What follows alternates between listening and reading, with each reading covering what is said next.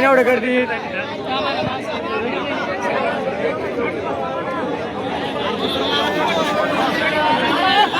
आमच्या कल्याणासाठी ज्या महामानवांनी राष्ट्रवादी बहुजन त्यांना विनम्र अभिवादन करतो। ज्या महामानवाच्या चरणाजवळ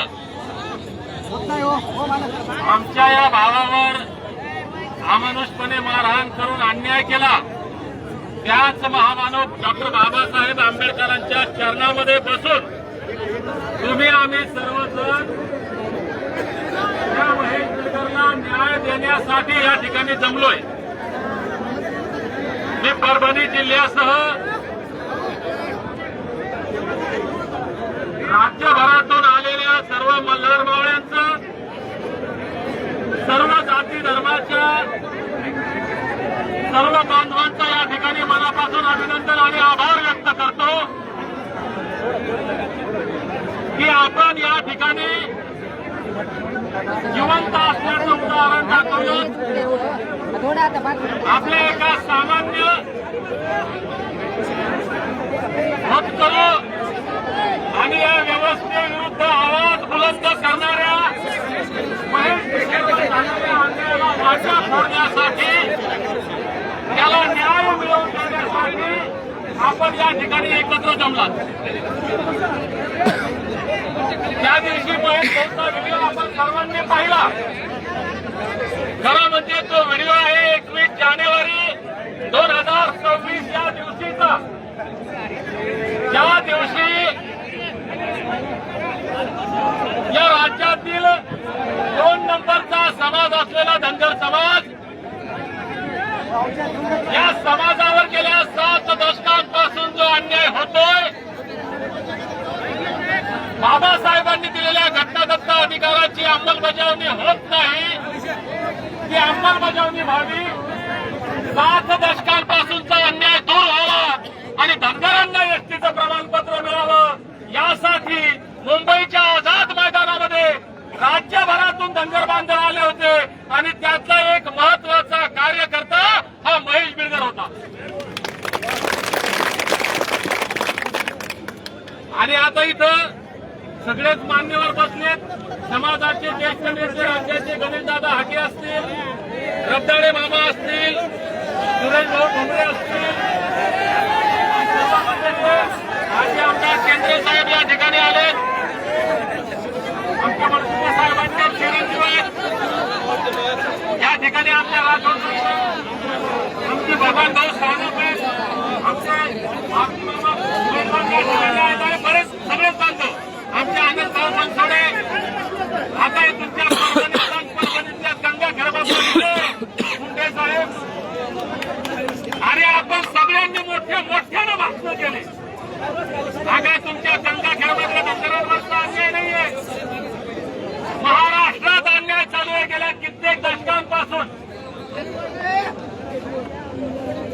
आणि हाच अन्याय 21 जानेवारीला मुंबईच्या त्या या देशाच्या आर्थिक राजधानीमध्ये या महाराष्ट्राचं सरकार या पोलिसांच्या खांद्यावर बंदूक ठेवून हा नीच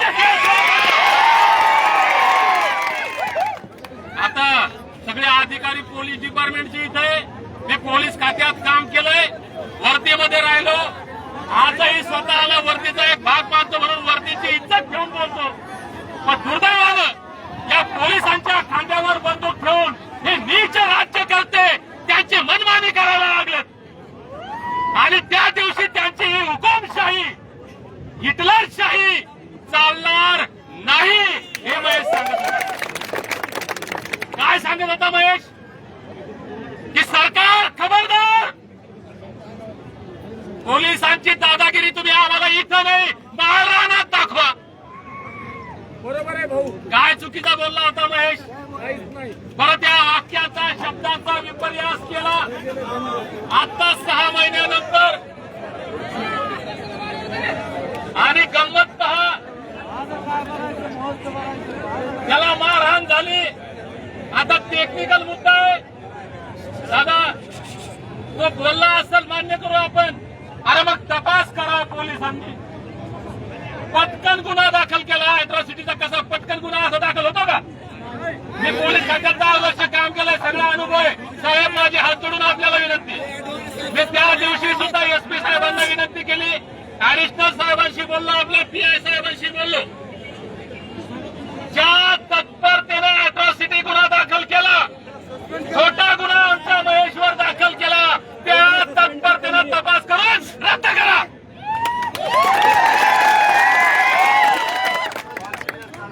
खरंच त्याचा घेतला. मग महेशचा जो सांगत होता महेश, तो का रिपोर्ट तुम्ही घेतला नाही? पोलिसांकडे रिपोर्ट आल्यानंतर पोलिसांना नाकारता येत नाही. मुळात बांधवांनो, या गोष्टी आपण काही समजून घ्या. पोलिसांकडे रिपोर्ट खरा येऊ की खोटा येऊ, पोलिसांना घ्यावा लागतो. तो तपास केल्यानंतर न्यायालयामध्ये चार्जशीट फाईल करताना तो सिद्ध करावा लागतो, हा खरा आहे का खोटा आहे. खोटा असेल तर मग A final, B final, C final येते, पोलीस तपासाचे भाग असतात.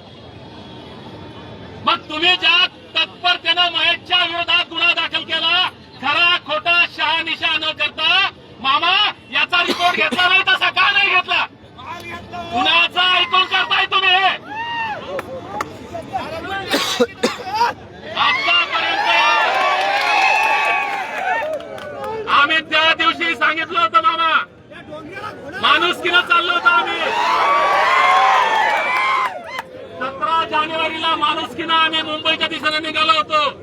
16 जानेवारीला कर्फ्यू लावला.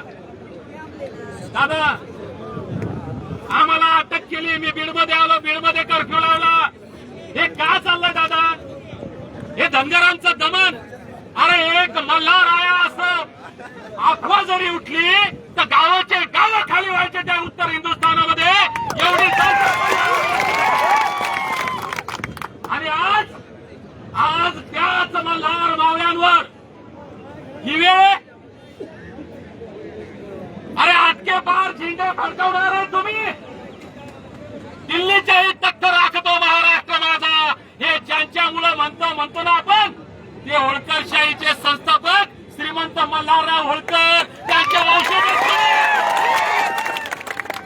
अरे जगतच्या त्या इंग्रजांना आपल्या पायाशी ज्यांनी लोळायला लावलं, ते महाराजा यशवंतराव होळकरांचे वंशज आहेत तुम्ही. आणि आज तुमच्यावर ही वेळ आली, याचं आत्मपरीक्षण पैलवान साहेब प्रत्येकाला करण्याची गरज आली आहे. सुरेश भाऊ, हे काय होतंय? हे कशामुळे होतंय? याला दोष आपण सकाळपासून भाषण अशी बोलतोय निशिकांत दादा, हे असे चार आमच्याकडे आहेत ना, याचं आत्मपरीक्षण करणार आहे की नाही आम्ही? दोष त्यावेळेस आम्ही दुसऱ्याला देतो, दोष आमचाही आहे. आमची बुद्धी आम्ही गहाण ठेवली आहे.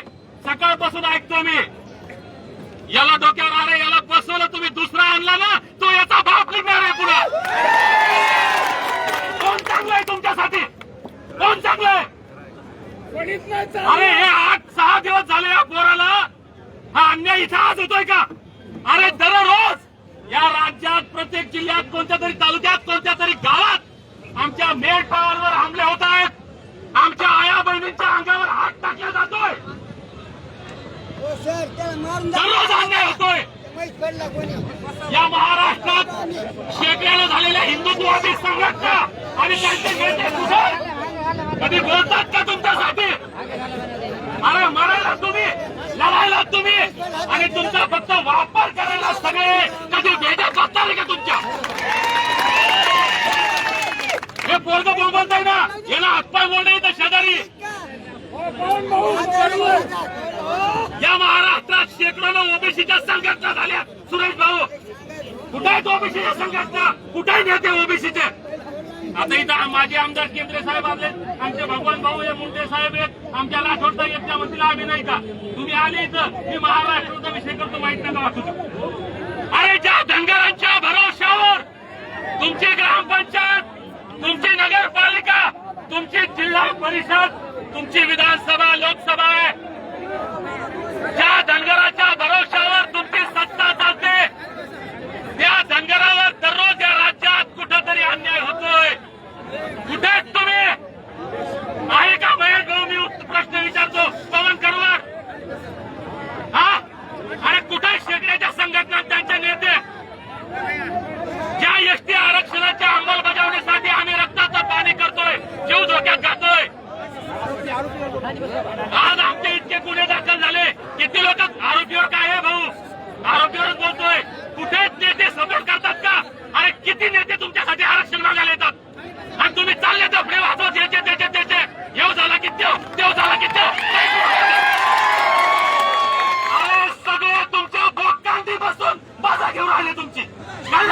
कराल कधी मतदान केले म्हणून आम्हाला सुधारण्याची गरज आहे, आम्हाला आत्मपरीक्षण करण्याची गरज आहे. हा तुमच्या गंगाखेडचा विषय नाहीये मामा.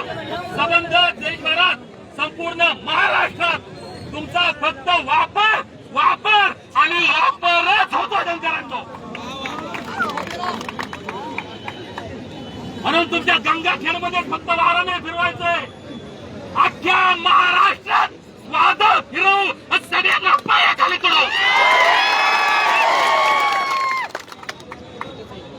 आज या ठिकाणी मी जास्त बोलणार नाही. पोलीस प्रशासनाला परत एकदा विनंती करतो, आम्ही शांततेच्या मार्गानं त्या बाबासाहेबांना मानणारे लोक आहेत. जन्मदात्या बापानंतर, आमच्या पालन पोषण करत्या बापानंतर आमच्या मनात जर बाप म्हणून कुणाचा मान सन्मान असेल ते विश्वरत्न डॉक्टर बाबासाहेब आंबेडकर. त्या बाबासाहेबांच्या चरणात जाऊन आम्ही कारण संविधानाला मानतो, शांततेला मानतो. आज या ठिकाणी आलो, हा पोरगा एकटा आहे असं कुणी समजू नका. हे ट्रेलर आहे. जर तुम्ही लवकर सुधारला नाही तो पिक्चर दिखाएंगे. आपल्याला विनंती आहे, जो शब्द आहे, कोणत्या बेसवर तुम्ही अॅट्रॉसिटी दाखल केला, मी विनंती केली होती पोलीस प्रशासनाला, त्याला तोपर्यंत अटक करायचं नाही. त्याला अटक करायचं बालिशपणा जर पोलीस प्रशासनानं कोणाचा ऐकून केला आणि उद्या जर काही कमी जास्त झालं, याला जबाबदार पोलीस प्रशासन राहील. याला अटक करायचं नाही जोपर्यंत तुमचा तपास पूर्ण होत नाही तोपर्यंत. दुसरी गोष्ट, आज तुम्ही याचा तपास करा. तपास करून त्याचं काय तुम्हाला त्या रिपोर्टमध्ये तथ्य आम्ही म्हणत नाही. हा आमचा भाऊ आहे आणि हा चुकला असेल तर त्याला माफ करा, आम्ही म्हणणार नाही. तो चुकला असेल तर त्याच्यावर कारवाई करा. आम्ही तुमचा सत्कार करायला ऐकले. तो चुकला असेल तर कारवाई करा, नसेल तो रिपोर्ट पटकन फायनल करा. आणि ते काय सांगतोय महेश, काय सांगतो त्याचा आपण पुरवणी जबाब घ्यावा, त्याचा सुद्धा तपास करावा. तो काय खरं बोलतो, खोटं बोलतो आम्ही म्हणत नाही. तो म्हणतो ती कारवाई करा, आम्ही दबाव आणणार नाही, पण न्यायाची भूमिका आपली असली पाहिजे. म्हणून त्याचा पुरवणी जबाब घ्यावा. तात्काळ तपास करून जे दोषी आहेत, हे प्रकरण दिसतंय तितकं सरळ अजिबात नाहीये. म्हणून त्याचा तपास करावा आणि आमच्या महेशला या ठिकाणी न्याय द्यावा. महेशच्या पाठीमागं आम्ही प्रामाणिकपणे, खंबीरपणे राज्यभरातले 2-2.5 कोटी धनगर आणि त्याच्यासोबत भ्रमण सगळे तुमच्यासारखे आमच्या राठोडताई हे सगळी मंडळी या ठिकाणी सगळे आहेत. मी परत एकदा या ठिकाणी राज्याच्या आवाज आहे.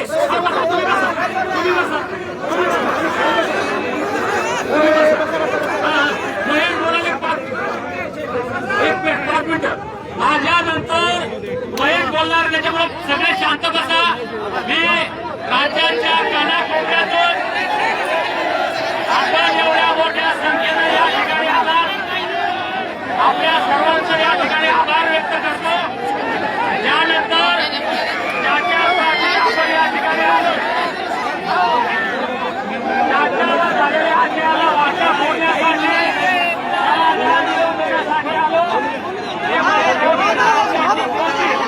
बोलल्यानंतर सर्वांना एक नम्रतेची विनंती, नम्रतेची सूचना आहे.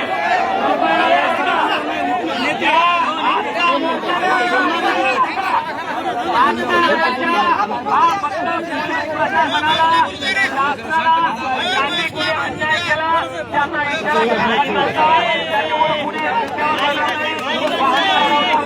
कायदा हातात घेणार नाही. पण त्याचा सर्वांचे आभार मानतो. धन्यवाद. जय हिंद, जय भारत, जय बंगाल.